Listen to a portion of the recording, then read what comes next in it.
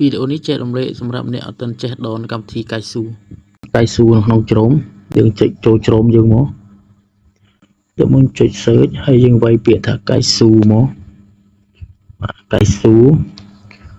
K U A I បាទ S H O U បាទកៃស៊ូមកយើងយកកៃស៊ូ APK download មកនេះយកអាក្រុមនេះមកមើលចេញមកយើងចាំមើលទាំងអស់គ្នាស្ទើរយ៉ាងមើលចេញចុះនៅណាទៀតបាត់ហើយហេដល់កចុចកៃស៊ូតែម្ដងមកចុះចុច search រោមកបាទនេះកៃស៊ូយើងយកអាក្រុមគីនេះកៃស៊ូ app download 2026បាទ version គេមក Android យើងប្រើ Android យើងចុចទៅលើ Android នេះមក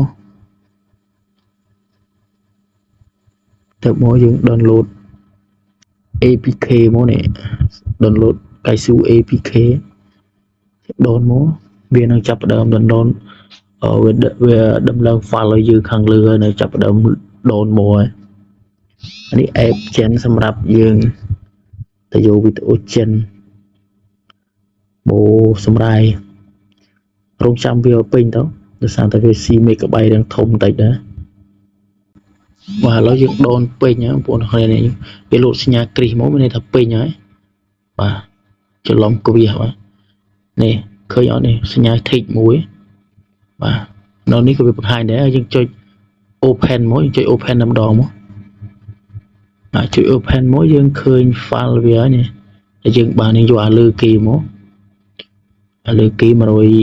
177 megabyte ហើយចុចទៅលើវាមកវានឹង download ហើយវាចាប់ដើមដំឡើងទៅមកយើងចុចពាក្យថា install ខាងស្ដាំចុច install មកទៅមកចេញកន្លែងនេះយើងចុចសញ្ញាព្រួយខាងលើទៅមកយើងចុច install always គេនេះមកបាទនេះអក្សរពើខ្មៅក្រមនេះបាទវានឹងចាប់ដើមដំឡើងហើយ